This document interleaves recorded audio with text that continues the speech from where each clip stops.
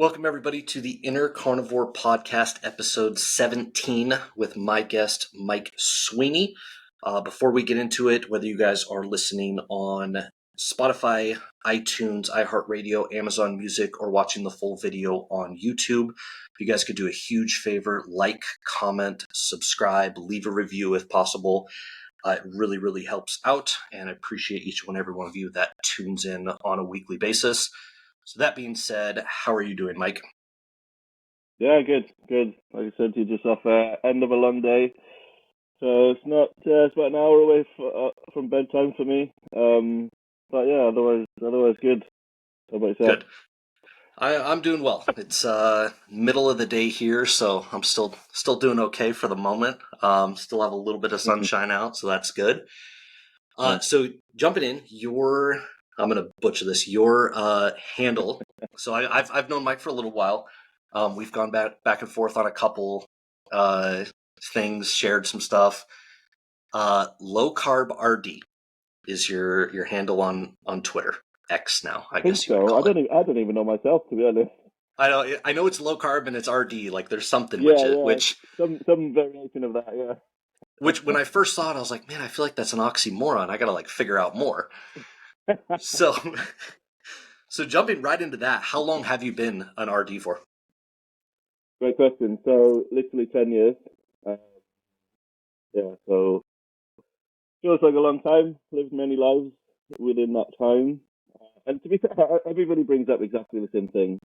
You know, like I've been on other podcasts and even people that I meet day to day, to kind of feel like the dietitian thing and the low carb thing don't usually go together. And like, yeah, I mean, it's a fair stereotype because they don't. And we can get into why that is really. I mean, not that it's interesting, but yeah. No, I think that is an important point because so I have a little bit of a health and nutrition background. I have a bachelor's in sports medicine, and from a little bit of exposure to it and a little bit of research myself, I believe it's the same in the UK, but so correct me if I'm off on this, but at least in the United States, there's fairly strict guidelines for what it takes to become a registered dietitian, which is often confused with a nutritionist, which has much lower entry level, right? Yeah. It's actually funny. Like I'm going to get some stories because I know you're gonna have some stories about the difference between a nutritionist and dietitian. My degree is in athletic training. And an athletic trainer in the United States, you have to have a degree from an accredited university, and then you have to pass the governing body certification exam, and there's only one. And so people would call us trainers, which in the States indicates a personal trainer, which is, hey, you're 18, you may have graduated high school, and you passed one of the 56 different tests that are out there, and we don't care which one. And so there was always like this, I'm not a trainer. So for an RD, what type of education and certification, and then I'm assuming you have some type of continuing education you have to go through as well? Of course, yeah. I mean, exactly the same as what you said. So they're a really strict. It's a strict process you have to go through to get qualified and stay qualified. A lot of people go and do an undergrad degree at university. That's 4 years, so you can go and do that, and then come straight in as a dietitian.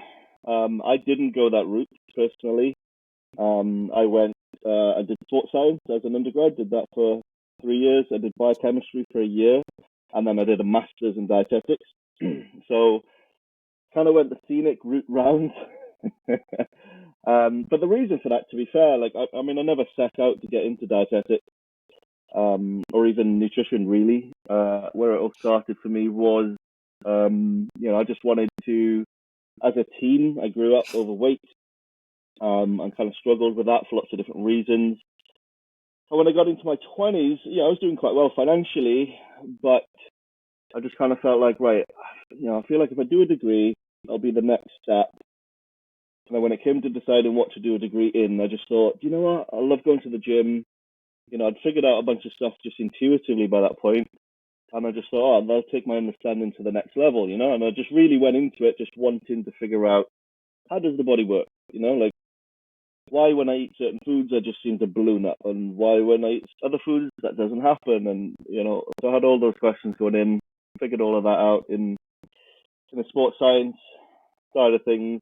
And to be fair, that probably was the best part of my education, I would say, because it gave me a really strong grounding in sort of analyzing research, focusing on the physiology and the biochemistry, which I don't want to sound harsh, but a lot of dietitians just blow over it like it doesn't matter. And of course, it's everything. Even more important than epidemiology, I would argue. And I know you wouldn't disagree with that, but unfortunately, many seem to think it does. And then it was only through doing sports science that, to be honest, like, nutrition was like the thing that just clicked for me. And I can't really say why or anything like that. It was just, strength and conditioning in all those classes and sports psychology and all these, like, they were all kind of interesting, but kind of boring at the same time.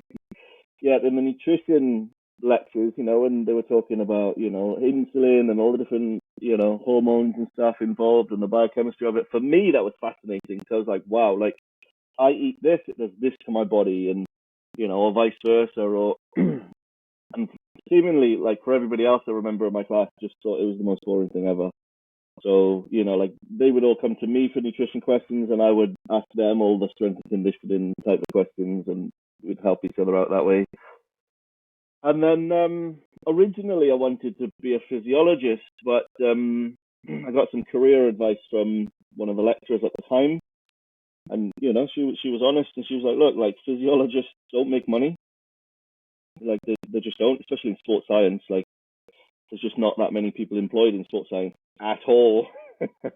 So she was like, you might want to do something else. I was like, this nutrition stuff makes sense. Like, what can I do? And then she was like, I've got a friend who's a dietitian. Do you want to speak to her? And I was like, what's a dietitian? And obviously she had to explain to me what a dietitian was. And I thought, yeah, cool. That makes sense. I can go and do my nutrition stuff. I'm interested in it, and, I can potentially get a job. And that's kind of where it all started. And yeah, like 10 years later, here I am. Like, so like my official role now, I'm a PCN dietitian. All that means really is I basically run my own dietetic department, which sounds really fancy until you realize, like, I am the department. It's just me. So all the doctors and, all the various different people that might typically refer to a dietitian, they're all just referring to me, and it's up to me to decide, am I going to see them? Is this appropriate? What's the issue here? When do we see them? Obviously put a clinical plan together, talk to the patient, do all the reviews, and so it's a lot. But yeah, here I am. Yeah, I discovered about 2/3 of the way through my schooling that athletic trainers do not make very much money. And I was like, you know what, that's okay. I'm going to finish it. And then originally I wanted to do physical therapy. And then I realized, I was like, the majority of physical therapy is geriatrics. And I don't have anything against geriatrics, but that's not, I don't want to be in a clinical setting where I'm actively working. So then I tried a bunch of different avenues. And like you said, from a sports standpoint, it's tough to make money. Yeah. Unless you have like a very small niche. So you go to do the dietitian thing. So first of all, when you see patients, are most of them referrals from a primary care that they've seen? And typically there's probably some type of background illness or issue that ends up getting referred to you. Yeah, definitely. Yeah. So within PCN stands for Primary Care Network, which is really just a geographic area within the UK, and a relatively small area. So we've got like 5 GPs, and like 5 or 6 care homes within that area, and they all refer directly to me. And you are right, there's usually a long history of stuff that's going on. So, of course, people can be referred with, all sorts of stuff, to be fair, everything from diabetes, obesity, cardiovascular disease. Often all 3 of those are combined these days. You've got what we call nutrition support, which is basically just elderly people who aren't eating, and we kind of have to get them to eat somehow. There's a lot of that goes on, and then everything in between. Things like COPD, things like cancer. Things like gastrointestinal issues, IBS, IBD, Crohn's, all these kind of conditions. And that's, to be fair, that's for a lot of dietitians. I think they find that kind of variation in what you're doing extremely challenging. For me, I've run several businesses over the years. I've always worked in primary care, and so for me, the chaos suits me. And yeah, kind of as stressful as it can be, I kind of thrive with it at the same time, and I really love the autonomy that I have, which is perfect for me, and that kind of ties into what you mentioned at the beginning of the call, and that's this idea that like dietitians and low carb don't normally go together, and they don't, and I mean it's really weird why it doesn't, and we can get into all of that, but me having as much autonomy as I have allows me to just flex all of that stuff. So I put, where it's clinically appropriate, I put all of my patients on some variation of low carb. And for everybody listening, no, low carb doesn't just mean avoiding carbohydrates completely. It means a variety of things. One of the standardized definitions is 130 grams a day or less. But for the patients, it can vary. Like for example, there's one guy that comes to mind immediately. He's living with type 1 diabetes. When he first came to me, his HbA1c was 10%. Now, for everybody listening, your HbA1c is really kind of like a 3-ish month average of your blood sugars. And it's just looking at the amount of sugar that's collected in your red blood cells, really. And why it's a 3-month average, again, for everybody listening, is that your red blood cells, on average, live about 3 months. So when we measure those cells, we can see, okay, like despite all the ups and downs and the peaks and troughs, okay, on average, you're either high, low, normal, or, what's going on. So for this guy, type 1 diabetes, HbA1c of 10%, he tells me it's been that for like 10 years. And obviously I'm telling him in a much more professional way than I'm about to say, but I'm just telling him, listen, we need to fix this. 10% is way too high. Like when you look at the research, like for a person living with diabetes to have a HbA1c of 7% or higher, their risk of having a cardiovascular event, like a stroke, a heart attack, is like 3 to 4 times greater. Like 3 to 4 times greater. And this guy's like 10%. So anyway, when I talked about his diet with him, turned out he was literally eating a loaf of bread every day. Every single day, and that was without like the breakfast cereals. That was without the crisps and the chocolate and these kinds of things. So of course, like my first step with him was, can we just please cut the bread down, because I don't care who you are, you do not need to eat a loaf of bread every day. I mean, we can sit here and make a scientific justification for the fact that people need to eat 0 bread at all, ever. And I'm sure we'll get into these kinds of discussions, but like definitely a loaf, like you don't need it. And so anyway, getting that guy down from a loaf of bread a day to a quarter of a loaf a day took his HbA1c from like 10% down to 7%. Just doing that, which, when you look at all the research, and this is partly the reason why I don't understand why dietitians and low carb don't typically go together, because when you look at all the research, and when I'm saying research in this area, meaning, we've got decades of randomized controlled trials, multiple meta-analyses, systematic reviews, so it's really high-level evidence. And for the most part, when it comes to diabetes, they're all saying much the same thing, which is your HbA1c is directly proportional to the amount of carbohydrates you eat per day. Now, the standard Western diet, and I'm sure, in the States, it's very similar, if not worse, because, the level of processing over there is absolutely bananas, and it's really bad here, to be fair. 60-70% of the calories people eat here are from ultra-processed food. We know inside of a lot of that food is a lot of refined starches, refined sugars, all sorts of crazy stuff. So when you dial down onto like, okay, well, what are people eating? Like the average person, breakfast cereals, then they're having sandwiches, then they're having crisps and chocolate and pasta and rice. The average person could be eating 300 grams of carbohydrates a day. And I'm sure you learned on your course, like that is the equivalent of an elite athlete, like somebody that's training for the Olympics. They're training 2 or 3 times a day, 6 days a week.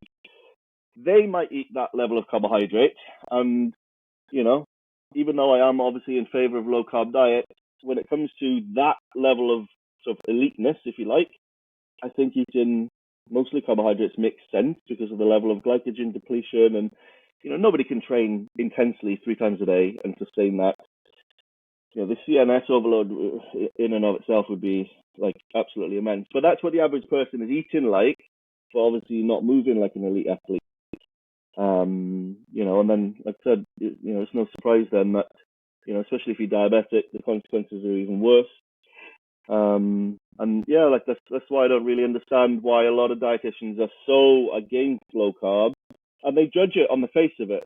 Like I get hacked, and I get dietitians messaging me privately on Twitter all of the time, basically saying like the main question is like, are you really a dietitian? And like one guy I had to I actually sent him my qualifications. I was like, no, I'm really a dietitian. Like, but I mean, they just can't understand. Like, how are you a dietitian and you think what you think? But for me, I'm like, how do you not think that? Because if you've read the research, you at least, and this is where I come from, so I'm not so black and white on this, but like, if you've read all of the research, you should at least be acknowledging that low carb in all of its varieties, everything from keto to, like I said, 130 grams a day or less, or, obviously there will be people that kind of, like if you do train super intensely 5 days a week, like pro bodybuilders, I think we both follow bodybuilding to some degree. Pro bodybuilders eat a high carb diet, not all of them, but a lot of them, but they still might only eat like 200 grams a day. So relatively speaking to their level of lean body mass, that might be considered low. But anyway, for these dietitians, had they read all of that research, and they would see, all the favorable outcomes in terms of weight loss, cardiovascular disease, like improving all those risk markers, improving HbA1c, coming off diabetic medication. Of course, now we've got all the stuff coming out about mental health and how ketogenic diets are looking favorable for things like depression and anxiety. And, I've lived through that personally. And so for me, when a dietitian comes to me or a doctor comes to me and they're like, how are you promoting this bad diet thing? And I'm like, where have you been?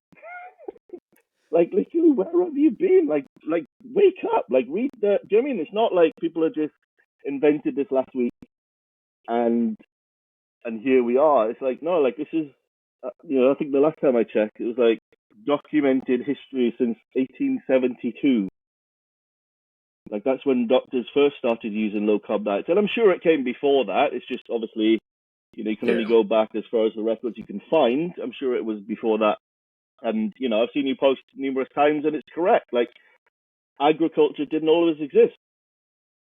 So what do you mean? Like, what were people doing before they were filling up on rice and bread and flour and all this stuff? And they might have had some limited access to these things, but it would have been supplementary to the diet. It wouldn't have been like the main part of the diet. When you put all these things together, I'm just like, when dietitians ask me, like, well, why do you think what you think? And I'm like, well, wake up. Like wake up. But at least be open to this is an option, right? It's an option of one of many. And, like when I'm at work, obviously I get questions from all the other dietitians about this kind of stuff all of the time. And I say to them all of the time, like, it's an option. That's all I'm saying. Like, I'm not saying everybody needs to do it. I'm not saying it's right for everybody. It's an option. Same as the carnivore stuff. I know some people consider that on the slightly more extreme end of that coin. But, it's an option. And for a lot of people, it's looking like a very, a viable, important option. We've both seen the hundreds, if not thousands of, anecdotal N equals 1, but there's literally thousands of them online. People putting diseases into remission. And the amazing thing for me about these stories is these are diseases that medicine has no answers for. It just doesn't. I mean, it was Nick Norwitz. Mm-hmm. He's a PhD. He's on Twitter. He posted recently about how the ketogenic diet, put his IBD into remission, and he's got the tests to prove it. Yeah. Now, this is normally, I work in the health system. IBD is normally, they put you on a standard diet. When it flares up, you go into hospital. They put you on a liquid diet, give you a bunch of steroids. That will probably happen once or twice a year. They consider that completely normal. And of course, he's proven in his N=1. But of course, we know it's not just one. There's obviously many more that aren't on Twitter. That just with dietary changes, and he's put it into remission. He's not been in hospital. He's got the test to prove it. And I definitely think that the carnivore stuff is quite young. It's in its infancy. But from what I'm seeing, from what I'm hearing from people, from my own experience with it, I think it's just a matter of time before science catches up. And especially with those conditions, like for weight loss and stuff, people will always argue, there's easier ways to lose weight, and it's like, okay, fine. But when it comes to things like, IBD, or it comes to things like, you got like, just thinking of like neurological type diseases, and I've seen numerous stories and interviews where, people with all sorts of issues, like going on carnivore, and it's like, yeah, they either got better or it went away. Things like psoriasis, and I think that's really where, when the science catches up, if it's allowed to happen, which is, we'll see about that. But debatable. Hopefully, if it, yeah, exactly. Which is sad, really. It's a sad state of the planet when you think that, because really, for me as a clinician, and I'm sure for you and your job, you help people every day. You just want to see people do well, right? And it's a sad state of affairs when the planet or society as a whole does not operate on that wavelength, right? Like, not everybody, and we see this with the vegans all the time, man. Like, you get attacked on Twitter all the time by vegans. I get it every so often. And they don't care that you've improved your health. They don't care about none of that stuff. They just care that you are doing what they deem appropriate, right? So it's got nothing to do with, you got better, you improved, or, whereas on the flip side, like for me as a clinician, if a patient comes to me and says, listen, I was overweight, I was depressed, I had cardiovascular disease, and did all these things, and I reversed all of that with a plant-based diet, I'll be the first one to be like, high five, keep going. Do you know what I mean? And I just don't understand why society at large does not work like that, because we need more options.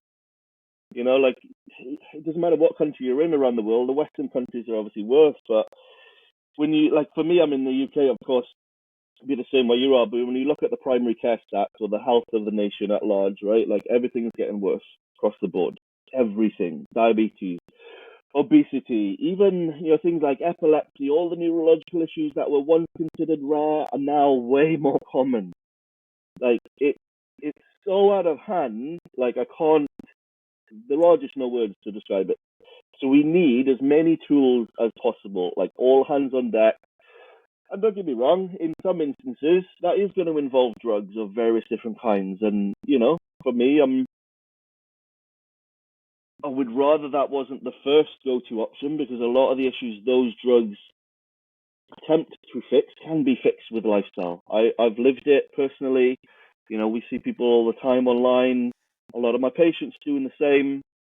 But whatever, we need as many options as possible.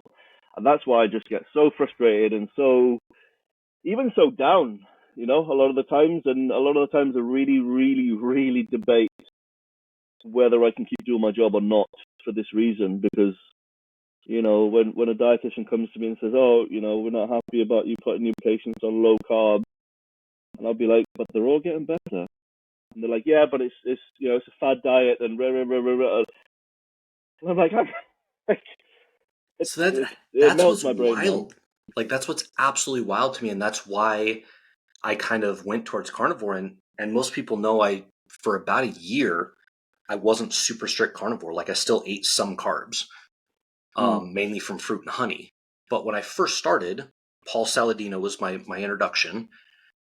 And, there's the carnivore group that's like, oh my gosh, Paul Saladino has now turned into the devil. And I'm like, okay. But Paul Saladino is on record with, on a video on one of his podcasts saying, I want people to thrive.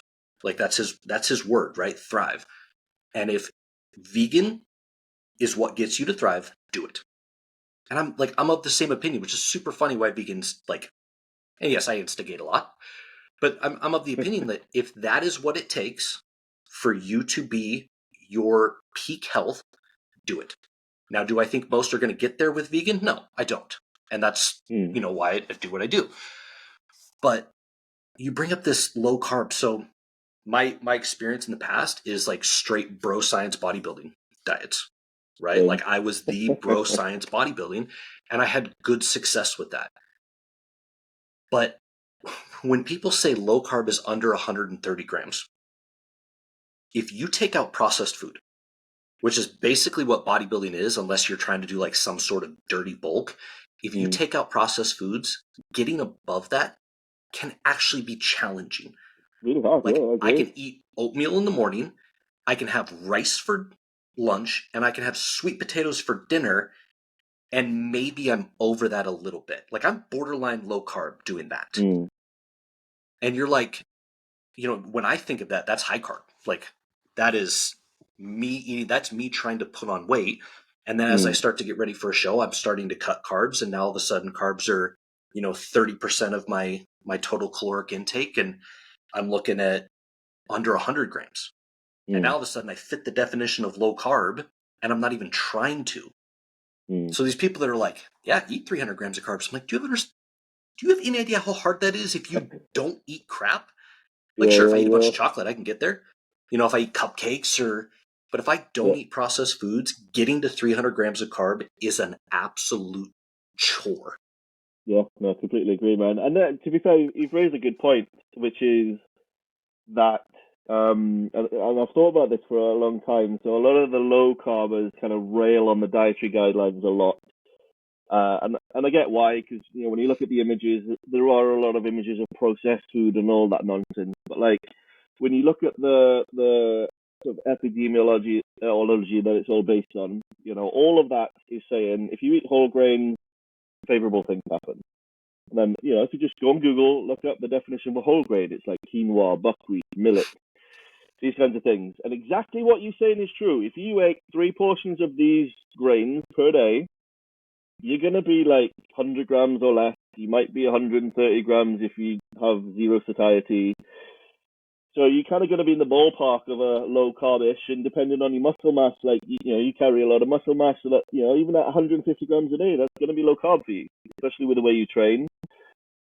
So on paper, you could be like eating the dietary guidelines in that way, like no processed food, a few grains here or there, plenty of protein, fruits and vegetables, and you'll still be in the ballpark of low carb, but also adhering to the dietary guidelines. And that's why it's kind of comical how, like the low carbers rail against the dietary guidelines and the dietary guideline people are like railing against the low carb. But it's kind of like, you kind of both saying similar things, like get rid of the processed crap. Yeah. and then like what you're saying, you're just naturally not eating a ton of carbohydrates because you can't. Like, if anything, it's just really boring. Yeah. And the same with protein, right? Like we both eat a lot of protein, and I have a real challenge with this. So eating 200 grams of protein a day from just food, when I do it, my strength goes through the roof, muscle mass goes through the roof. I look way better. But honestly, eating that much food is, and I love to eat. I can eat till the cows come home, but oh my god, it's hard. So that's how I ended up on Carnivore, and I have a slightly different perspective because I didn't necessarily start Carnivore to try and reverse something. I started because I didn't like how I felt, right? Like I was tired of feeling bloated and just like feeling sluggish all the time. Yeah. And for pretty much my entire like athletic into adulthood, I've always had to be conscious of when I eat, like always.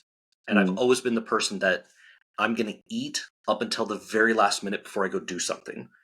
So if, when I was playing baseball in college, it would be eating right before, like we would do our BP and then we'd have like a 30-minute gap between that and game time. And then I would eat. And, if you if you look at science and you look at, sports nutritionists, they'd probably be like, no, like eat like 2 hours before. I'm like, no, I got to eat. Like I need to eat, because if I don't, then about halfway through, I'm going to start to get that like low blood sugar start feeling, and no, it's not a good time. And I was able to manage that. Like it's not really a big deal. You just have to be conscious of it. But that would get worse as, I would start restricting calories and restricting carbs as I'm going into like bodybuilding. And so I would realize that my entire day would have to be planned out around when I'm eating. And so then I started Carnivore, and I realized that I didn't have to be as exact anymore. And then as I lowered carbs more and more, and now to the fact that I'm 3 weeks into, almost 4 weeks into, beef, bacon, butter, and eggs, so zero carbs. Somebody's going to come up like, I've already had this. Well, if you're eating eggs, that's not zero carbs. And I'm like, if it says zero carbs on the nutrition label, it's good enough for me. I'm well aware there's trace carbs. I'm well aware there's like 0.4 grams of carbs per egg. I'm not eating 36 a day, so I don't care. Like, people will find anything to try to trip you up. It's crazy. Oh yeah, I'm like, just calm down. So I'm virtually zero carb right now, and I have not had a single instance where I'm like, oh man, like I'm starting to feel a little shaky, like I gotta eat, like I gotta just like stuff my face with something. And so that's why I'm on what I'm on, and that's probably why I'll stay. Like I might work in some carbs, I might like play around with it, because that's the whole point of diet for me, right? Is to like find what's your optimal. Yeah. So it's just like, it's crazy to me when people won't even experiment with it. Like they won't even look at, is low carb helpful? Like, and don't even think about it low carb. Just get rid of processed food and see where you land. Yeah, 100%. And that's for me where, and I come across this a lot on Twitter, but in real life, that's where you know that there is some embedded bias in what people are saying or why they're saying what they're saying. Like you said, they're just not even open to, either trying it or even just reading, right? Like people comment at me on Twitter all of the time, and I'm just like, there's 30 years of research, actually more than that. Like how are you even saying this is a fad right now? It's a bit of a joke. And but like, so the bias is, yeah, it's bonkers, man. It's absolutely crazy. But I mean, he raised some interesting points in that, and because I find the same, like with the carnivore stuff, the rule of simplicity is massive. Just like you said, it's you don't have to track your macros anymore. You don't have to stress about calories anymore because it's self-limiting. You go to the supermarket, or you go to I was out at a restaurant last night, and the guy was like, "Well, what would you like?" I was like, "Do you have steak?" He's like, "Of course." I was like, "Cool, I'll just have a steak, please." Like, no thinking necessary. And that sounds like such a small thing, right? But like when you look at the neurobiology of the brain, and people use terms like, oh, JT he's got so much willpower and discipline, that's why he's able to do what he's able to do. It's like, no. Like, all of the research on willpower and discipline tells us it's a very finite resource, and it all comes from the prefrontal cortex, which is, really switched on in the morning, and as the day goes on, it becomes, the term they use is like goes offline by the evening. Basically just meaning that front part of your brain is less activated. And that's the part of your brain, though, that allows you to say things like, I'm not going to eat this cookie because in 6 months, I want to look like JT. Do you know what I mean? Like, but, so the more decisions you make through the day, and again, this is, based on research that's already been done like a long time ago, the more decisions you have to make through the day, the faster your prefrontal cortex comes offline. So then you lose your willpower or discipline, right? So now you're just more mentally fatigued. And you get to that place where, for the average person, it's, Thursday or Friday evening, and they're like, I've had a really stressful week. Blow it. I'm going to, I'll jump on the beers. I'm going to have a gallon of ice cream and, screw the gym. It's the weekend. That's where that kind of behavior comes from, because we're all mentally, like, fatigued, and obviously stress fast tracks that whole process as well. And when you factor in, people making so many decisions every day, and then factor in life in the Western world is just fast paced and it's stressful, and we're all tired, and we've both got kids, and it's like sleep is a struggle. And so the simpler you can make it, the less thinking you have in a day, the greater the chance you give yourself of actually adhering to the rule. It does, and I'm fully convinced at this point, it does not matter what the rule is. You know, if you think carnivore is stupid, if you think BBBE is stupid, just create your own little thing. You know, even for the vegans, if they go, right, I'm only going to eat broccoli and lentils and whey protein or like whatever, right? It's like just create your own stupid little rules, follow it. In about 3 weeks, your brain catches onto it and just starts doing it semi-automatically. Eventually, it's automatic, and you don't have to think about it. This is the exact same reason, and again, this is fairly well documented. This is the exact same reason, apparently, that people like Steve Jobs, Mark Zuckerberg, etc., all of these people they all wear the same clothes every day. I was literally going to bring that point up. I was like waiting for a lull, and I was going to bring that point up. That's what it is, right? But people don't think that's crazy. Like, they might a little bit, but they go, oh, that's, you'll see headlines that say, things that the ultra successful do. And people read it and they're like, oh man, if it's ultra successful for them, maybe I should try that. And they don't view that as super weird, right? Yeah. They don't go, oh, Steve Jobs was a nut job because he wore the same things every day. But if you do that with your food, then they're like, apparently dude, weird, what's wrong with you? Like, you're apparently crazy. That's an eating disorder. Yeah, right? But yeah, no, it's true. It's exactly the same thing. And people, the average person definitely should do more of it. Rule simplicity. And again, that's the reason why a low carb works. Even if you are including some carbs, kind of what you said a little while ago. If I tell my patients, listen, I want you to reduce your carbs because it's an easy way to reduce calories. And so just stay away from all the processed ice cream and pizza and all that nonsense. Bread, pasta. If you want to include some potatoes, cool. Like, do that because it's self-limited. And then that's a simple rule. And so the Public Health Collaboration in the UK is a charity, and they promote a sort of, they don't call it low carb, they call it a real food lifestyle. And they're basically doing what I was talking about, is getting people off ultra processed food onto real food, meat, eggs, dairy, fruits, vegetables. If you are going to include some grains, include the sort of the less refined ones, and then you just naturally end up in some variation of low carb. But again, the rule is really simple. Okay, minimize processed food. Done. And for the average person, right, like, I know, but I'm just talking to my friend, look. You want to go downstairs with your brother? Yeah? Daddy, I know, I said stupid, and stupid is a naughty word, isn't it? Yeah, you're not allowed to say. I know, I'm not allowed to say. I won't say it again, okay? Go and tell Enda, okay? Okay, I'll see you in a minute. Okay. Okay. Well, go and tell him to change it, okay? Yes. You never stop. I won't, yeah. Okay. Okay, tell him. Okay. Come on.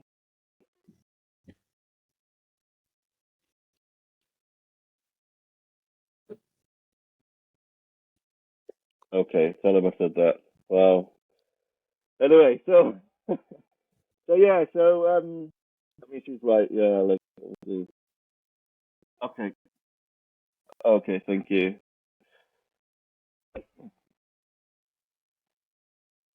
Oh,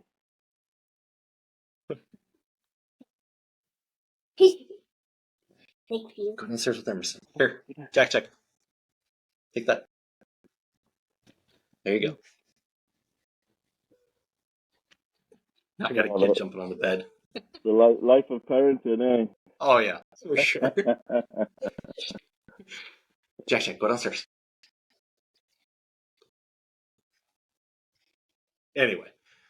This is why, so touching on what we were just talking about before, obviously the kids railroaded the conversation. But this is why the rule of simplicity is important in a behavioral change context, regardless of what the rule is. because, you know, you got kids, you're stressed, you're tired, etc. You know, if you then have to sit down and track your macros and make sure that, you know, I'm going to eat before I go to bed, if I then have to scan all my foods in, you know, scan the barcodes, make sure that the calories and the macros, and I've done that, it can work. I've done it, but it's so mentally fatiguing. Like, it's just absolutely insane. And yeah, and, you know, that's a big reason why I think the carnivore stuff works really well. You know, same for you. It's like there is no thinking. Go for it, man. Go for it.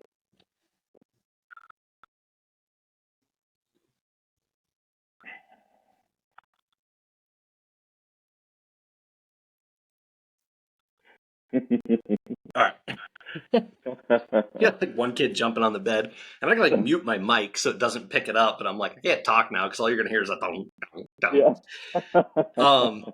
But that brings up an interesting point. Like, did you listen to the Dr. Tro and the bow-tied ox Oh spaces my yesterday?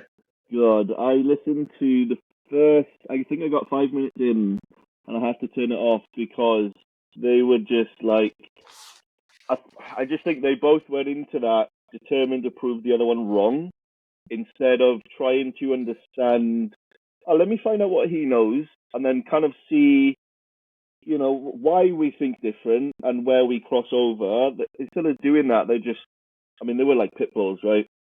Yeah. And you know, Tro muting him and being like, "No, you will behave. Shut up." And I was like, "Oh my, like this is." And to be fair to Tro, I don't know him, but he's even posted on his Twitter to say like, "Okay, he shouldn't have acted that way." Yeah. But yeah, that's exactly what I thought. It's like, oh my God, did you So get through it all? Or?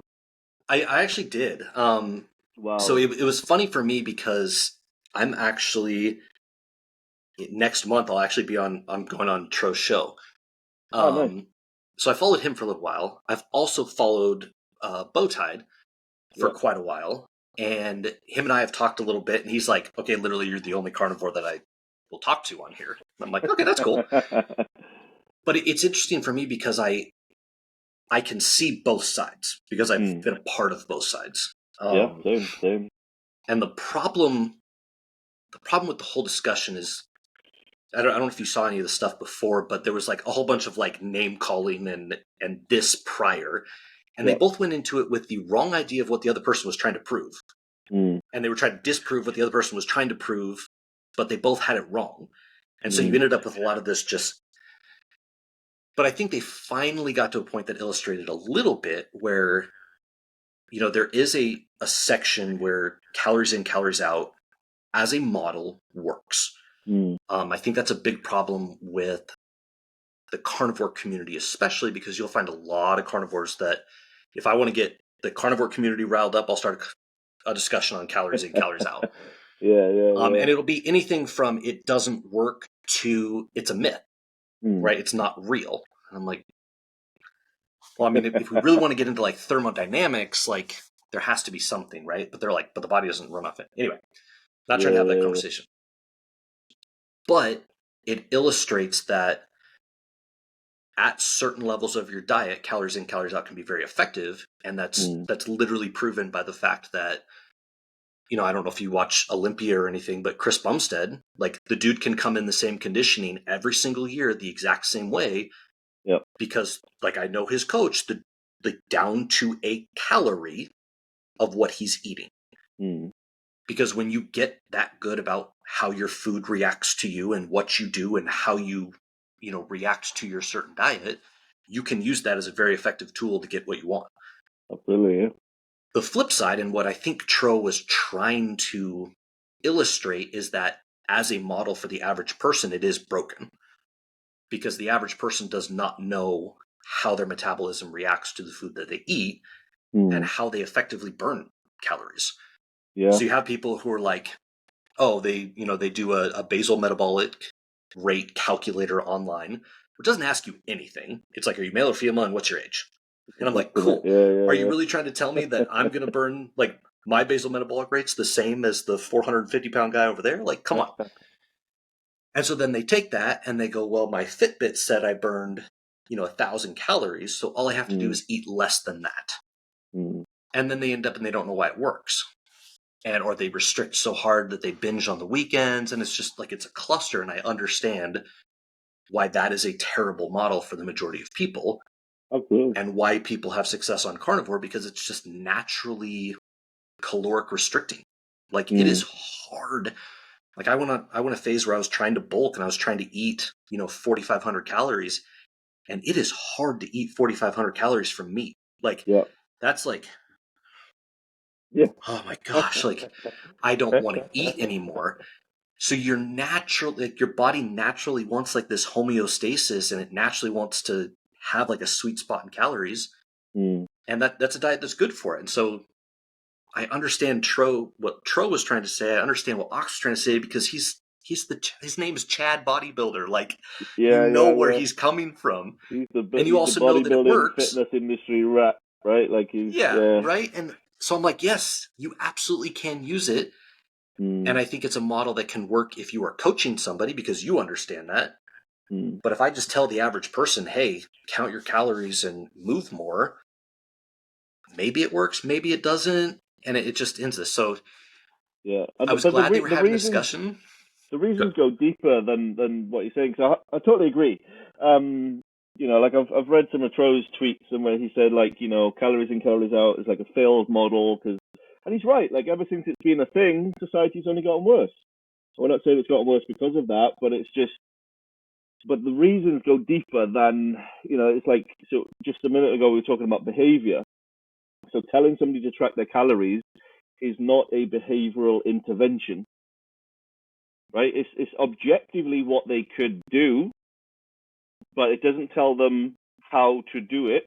And for the average person, I see this all of the time in my clinical work, and the fitness space is terrible for this, and the fitness space dominates online when it comes to nutrition and training.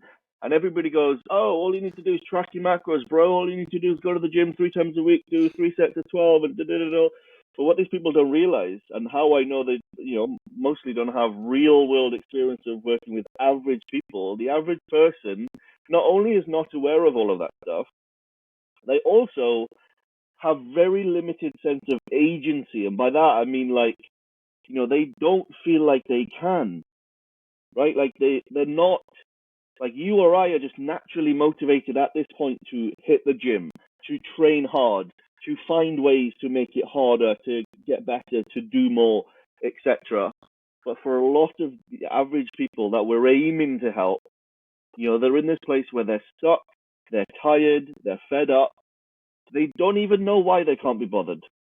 They just really can't be bothered. And so when you go at those people, maybe they're depressed, maybe they're anxious, maybe they're exhausted, they've got all of that going on, they've probably got kids and stressful jobs. So when you go at them and it's like, look, all you need to do is count calories. Why are you fat? It's like, we need to start with where they're at, right? We need to start with an actual behavioral intervention. In healthcare, we use a lot of something called motivational interviewing. There's a lot of CBT that gets used to try to get somebody from this state of inertia, right? Where, like, they're doing nothing. They're not even thinking about doing anything. But, maybe they've got diabetes, they've got cardiovascular disease, their triglycerides are through the roof, they're obese, all sorts of things could be going on. How do we get that person and get them to want to do something? There's a ton of research in that field, and nobody talks about it nearly enough. And I don't really know why, because it is what matters. And I think if you overlay that with the nutrition stuff, which for me is where the rule simplicity around carnivore, low carb, or however you want to, whatever rules you want to follow, it doesn't matter. But if you make it a behavioral thing, so, like, you've been in the fitness space for a long time, same as I have. We both know what precision nutrition is. Massive company. John Berardi, I think, sold it for $1 billion, which is insane. Absolutely insane. But for the last 20 years, they've been doing this habit coaching thing. And when I first got into fitness and bodybuilding, exactly the same as you, like, I did count calories, count macros, low-fat diet, like pure bro science type stuff. And I won shows doing that. Like, it can completely work. And I always used to see the precision nutrition stuff, and back then I'd always think, like, oh my God, that's so stupid. Like, what are you even doing? But then as I got into later life, and then I start realizing, went through the phase of like, why don't I have willpower? Right, let's read some books. What is willpower, and why do I buy it? So read the book, read the studies, do all of the, you get to the conclusion of like, wow, like precision nutrition 20 years ago, like they were way ahead of the game, because they had made some simple nutrition rules, made it behavioral, and that's how they got people to do it, and got people to stick to it. Massively successful company. Obviously, I don't know how many transformations they facilitated, but to be sold for $1 billion in cash, Right. That's insane. So that you can assume the transformations we've seen on their website, that's probably just the tip of the iceberg, really, because nobody hands over $1 billion in cash for 500 transformations or 1,000. We're talking probably tens Yeah, of and that's thousands. like, and that's what I think highlighted the polar opposites of where they both were. Is Yeah. the average person cannot handle and I'm not talking about my nutrition knowledge, but the depth of nutrition that I would tell them on what works for me. Like, it's just not going to. And people would always ask this all the time. Back when I was training people, now, what do you eat? Like that's a horrible thing for you to start with, right? And they're like, okay, well, write me a diet plan. And I go, here's your diet plan, 2 ingredients or less. So literally what I would do. And they're like, what do you mean? And I go, if it has more than 2 ingredients on the label, don't eat it. And they're like, well, does that mean, I'm like, how many ingredients does it have? Well, 2. And they're like, well, why 2? And I'm like, well, because sometimes there's water added to something, like just 2.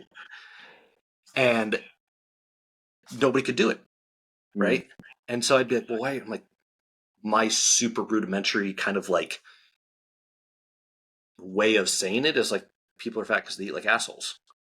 People are like, oh, you can't say. I'm like, well, yeah, it's super rudimentary and I understand, but it's the habits that you do, that the foods that you eat. Now, if you want to get to the super nuances, when I first started trying to cut, like I told, people up front, I think I can do it with dairy, but in the past I've never been able to. Like, dairy's going to be the one thing that holds me back, if anything.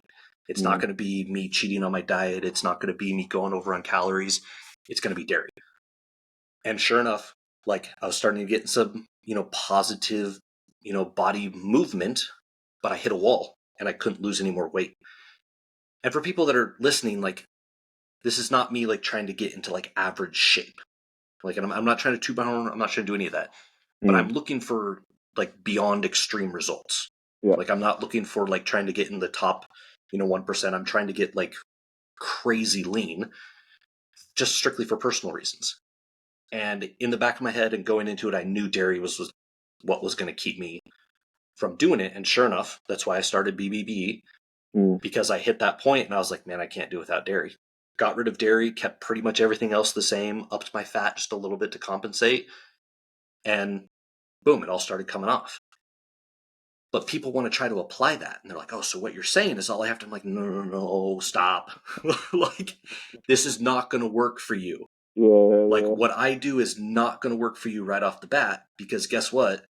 I didn't eat at my son's birthday party. And I actually had somebody rag on me for that. They're like, you didn't fully participate. And I was like, I didn't want to eat a cupcake. I didn't want to eat the mac and cheese that they had. Like, that's not that weird, dude. And no, it's not that hard for me, because like, this is years and years and years of me being able to be at a social event and not eat.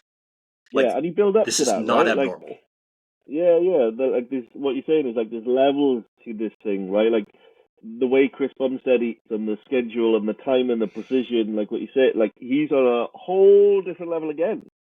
So if you were to go, oh, I want his diet and his supplementation regime, there's no point, because it takes years to build up to it. And this is, this overlaps obviously with the behavioral stuff massively, that we're touching on. And this is kind of, so in 2020, for me, that's what I had to remind myself of.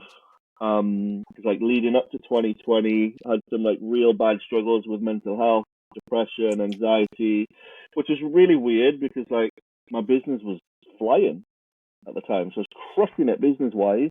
but for lots of reasons, like I lost my mum, she died to cancer, and lost my brother, he committed suicide, all sorts of stuff was going on. Yeah.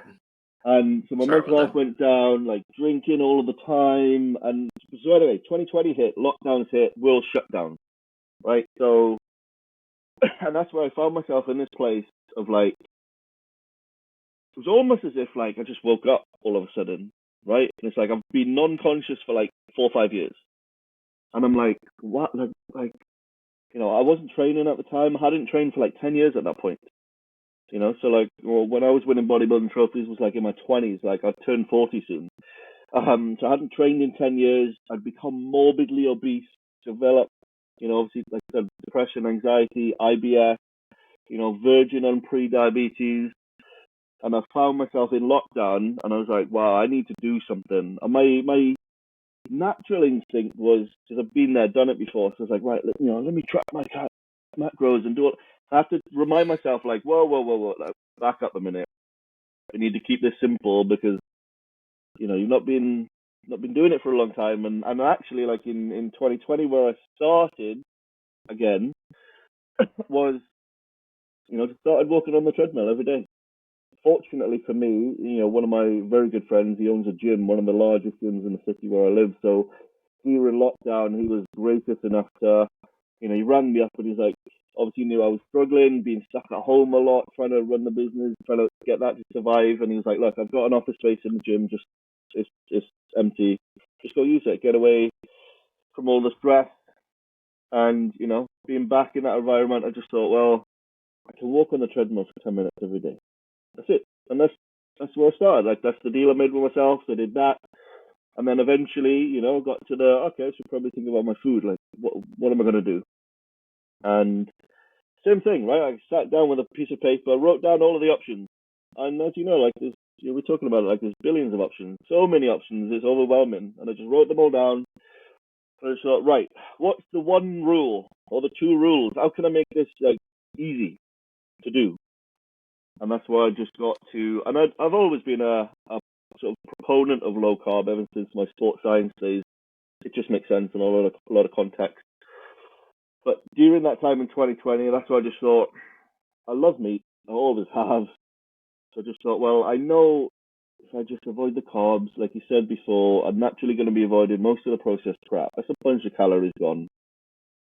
I can fill up on meat. At the time in 2020, it was like eating some vegetables and stuff.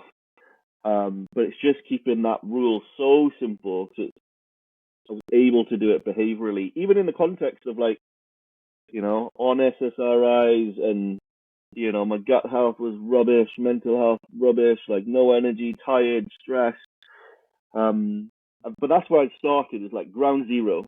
But then it's like now, like fast forward to now, and like every time I'm in the gym, people ask me like, how much do you bench?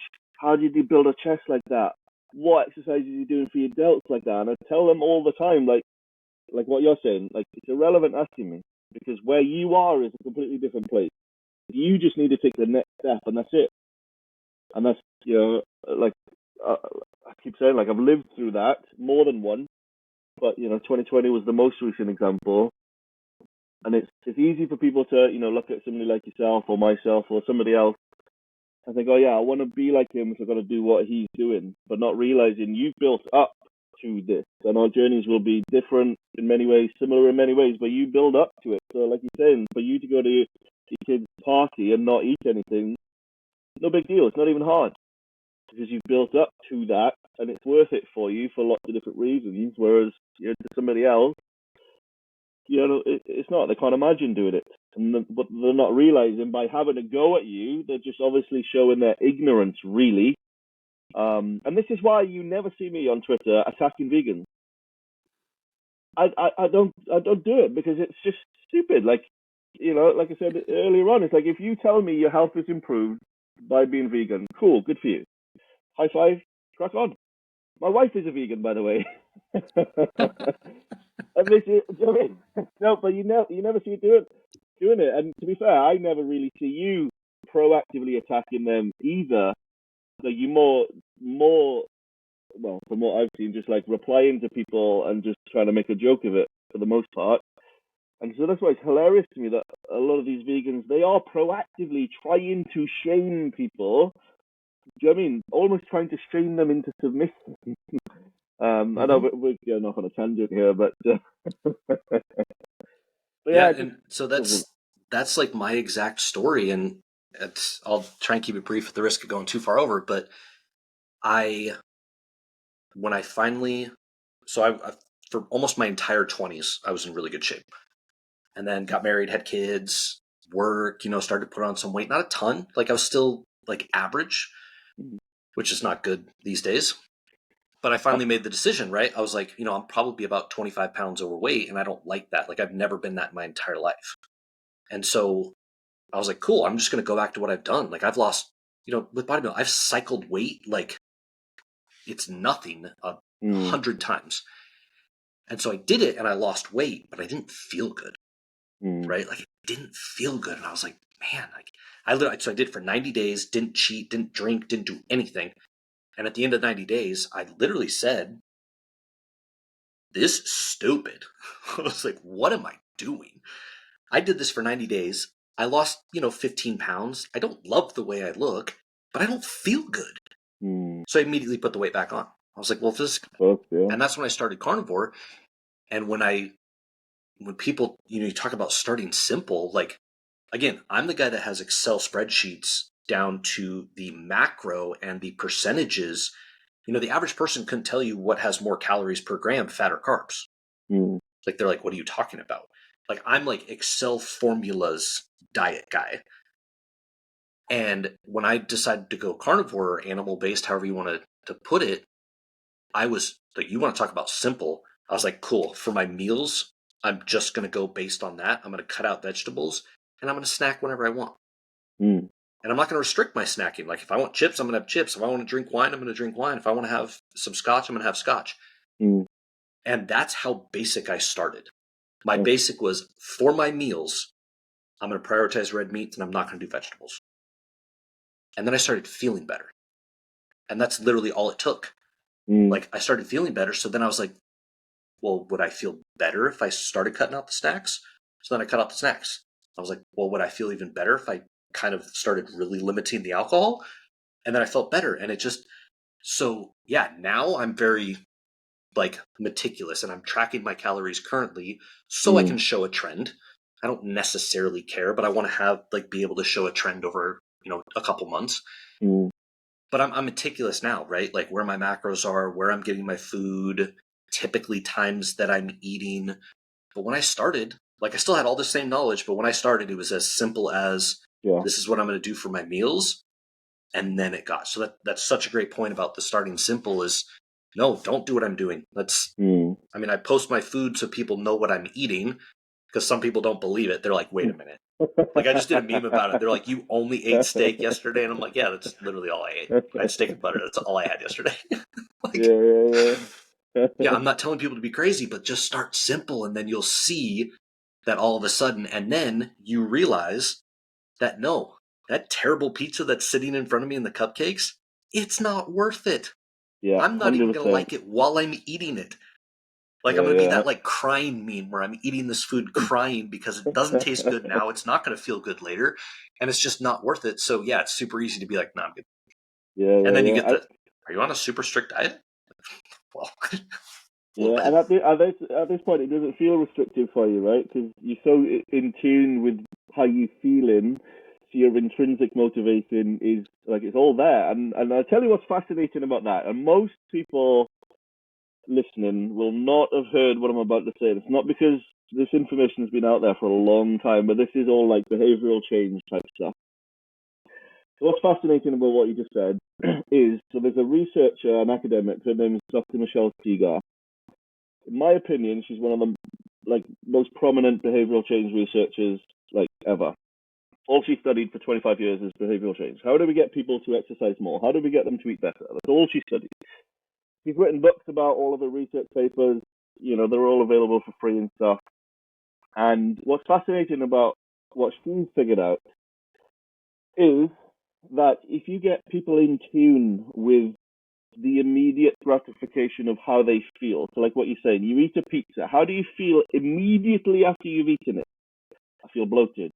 I feel like I need to sleep, right? Like I feel heavy stomach, like all of these things. It's just like the more we get people in tune with that, the more they start to self-regulate. They stop eating as much pizza or they avoid it completely.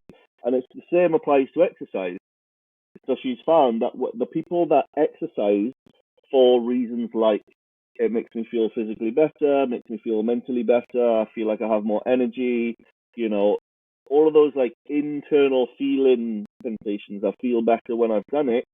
Those are the people that like they just keep exercising for life. Like those are the people that are consistent, and the same on the diet side.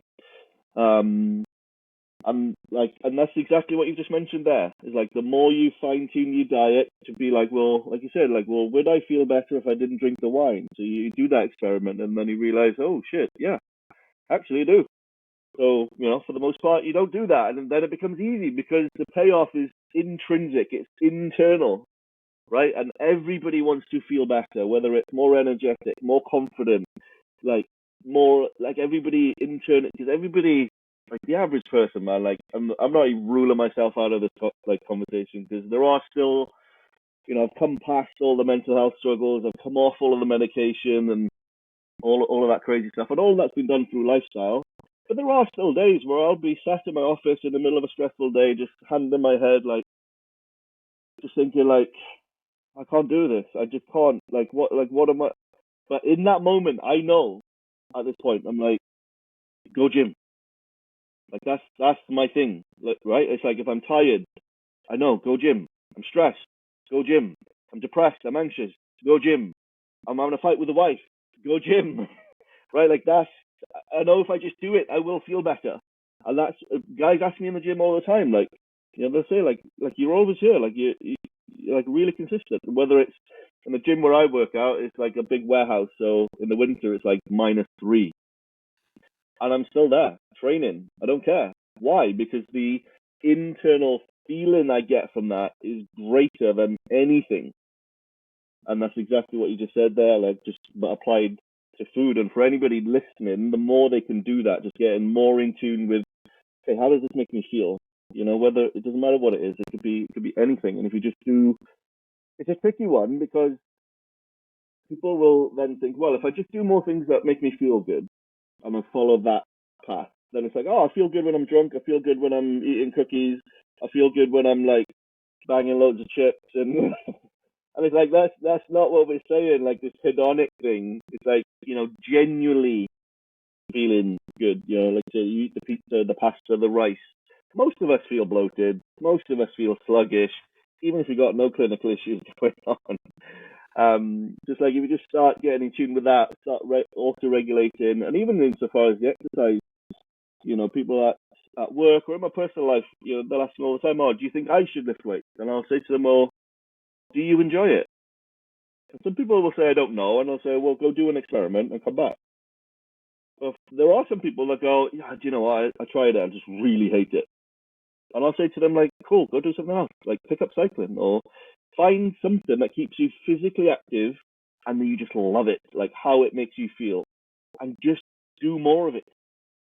Because, you know, of course you want to feel better, go do that thing. And then what ends up happening is your health improves, your mental health improves. And in that sense, it's almost like you can make your goals come to you instead of chasing, which is what the average person does. It's what the average personal trainer does. It's what the average fitness coach does. It's what the average dietitian, clinician, doctor, they all try to convince people to go chase their goals. Use your willpower, your discipline, your motivation. Set some goals. Go, like, brute force. Go get the goals. It's like, no. Let's come at this from the other angle. Let's focus on the behaviors, the simple ones. Let's get in tune intrinsically. So it just becomes this self-fulfilling cycle of action, and we're just doing that, and we're enjoying what we're doing so much that we even forget about the goal. You know, I posted just recently on my Twitter about the fact that somebody asked me in the gym, oh, like how, you know, your arms look massive, how big are they? And I was like, I have no idea. But I did go home that evening and I measured them and flexed, they're like 18 inches, which, you know, I think is okay. I think Phil Heath has like 22-inch arms, which is like, I need at least an extra inch. But the point I made in my post, though, was had I set out to get 18-inch arms, in 2020, they definitely weren't 18-inch. I mean, even back when I was competing, they weren't 18 inches. But had I set out to get that goal, to achieve that goal, and I didn't focus on the behaviors that lead to that goal and how do I make them intrinsically self-rewarding to get to that goal, then every day of not achieving that goal, I would have lived in a state of pre-success failure, which is a non-scientific term. I think I got it from Scott Adams, who's written a book about this kind of stuff. Fantastic book. I think it's called How to Fail at Almost Everything and Still Win Big, something like that. Fantastic book, and talks about this concept of pre-success failure. So every day I would have been like, my arms are still 15 inches, this sucks. My arms are not 18 inches, this sucks, this sucks. And eventually, of course, you feel crap, right?